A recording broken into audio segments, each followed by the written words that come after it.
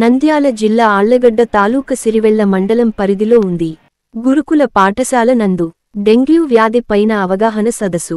మన చుట్టూ ఉన్న పరిసరాలు శుభ్రంగా ఉంచుకోవాలని, అలాగే నీరు పరిశుభ్రమైన నీరుగా ఉంచుకోవాలని, అలాగే మలేరియా రాకుండా నీరు పరిశుభ్రతగా ఉంచుకోవాలని, తగు జాగ్రత్తలు తీసుకోవాలని. ఒక దోమ దాదాపు 200 గుడ్లు పెడుతుందని ఈ కార్యక్రమంలో పాల్గొన్నారు డాక్టర్ కె దివ్య, సిహెచ్ఓ రామ్మోహన్ రెడ్డి, ప్రిన్సిపాల్ అంజలి, ఉపాధ్య బృందం మరియు ఆశ వర్కర్లు కొనసాగుతున్నారు.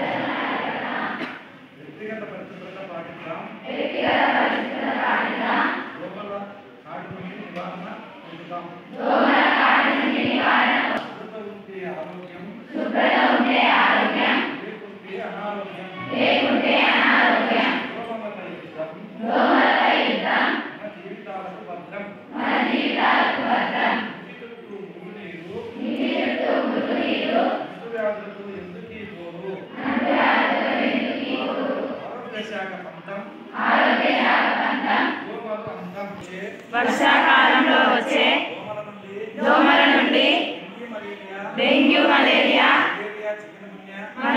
చికెన్ గున్యా, ఇంకా వైరస్ లాంటి వ్యాధులను అరికట్టడానికి నా వంతు కృషి చేస్తాను. ప్రజలలో దోమల నివారణపై అవగాహన కలిగిస్తాము. పరిసరాలను పరిశుభ్రంగా ఉంచుకోవాలని సలహా ఇస్తాను. నిర్లక్ష్యం చేస్తే డెంగ్యూ ప్రాణాంతకమని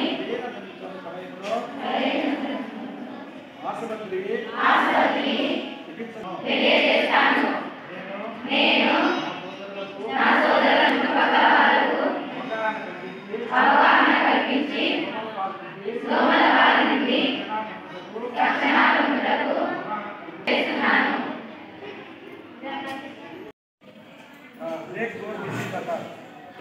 అనిపించడము, తర్వాత వాంతులు, వికారము లాంటి లక్షణాలు అధికంగా ఉంటాయి.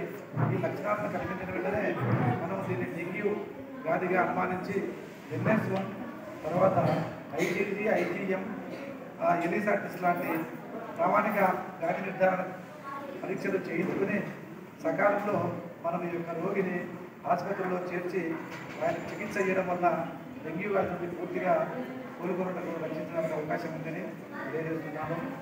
ఈ డెంగ్యూ వైరస్ అనేది ముఖ్యంగా ఏడిస్, ఈజిప్ట్ దోమ వలన వస్తుందని మనకందరికీ తెలిసిన విషయమే. దీనిని టైగర్ దోమ అని కూడా అంటారు. ఎందుకంటే దీనికి శరీరం పైన నల్లటి తెల్లటి మచ్చలు, ఈ పులి చారలు కూడిన మచ్చలు ఉంటాయి కాబట్టి దీన్ని యొక్క టైగర్ దోమలు అంటారు. ఇది మనకు ఈజీగా గుర్తుపట్టగలము. ఈ యొక్క లార్వా ప్రీపా దశలు ఈ ఇన్ఫెక్టెడ్ ఏరియాలో మనము ఐడెంటిఫై చేయడానికి కూడా అవకాశం. ఈరోజు అంటే జూలై 1 నుండి జూలై వ్యాధి నివారణలో భాగంగా ఆదేశాల మేరకు ఈ యొక్క డెంగ్యూ వ్యాధి నివారణకు అవగాహన కల్పించడానికి ప్రచారంలో అవగాహన కార్యక్రమంలో ఈరోజు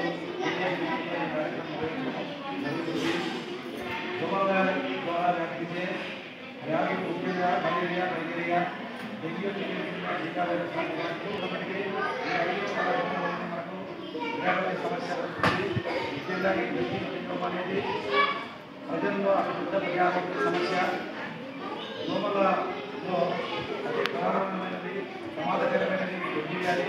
ఈ డెంగ్యూ వ్యాధి వర్షాకాలంలో అతి వేగంగా విస్తరిస్తుంది. కాబట్టి ఈ వర్షాకాలంలో ఈ డెంగ్యూ వ్యాధి అనేది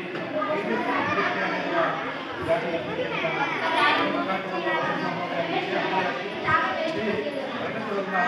దోమ ద్వారా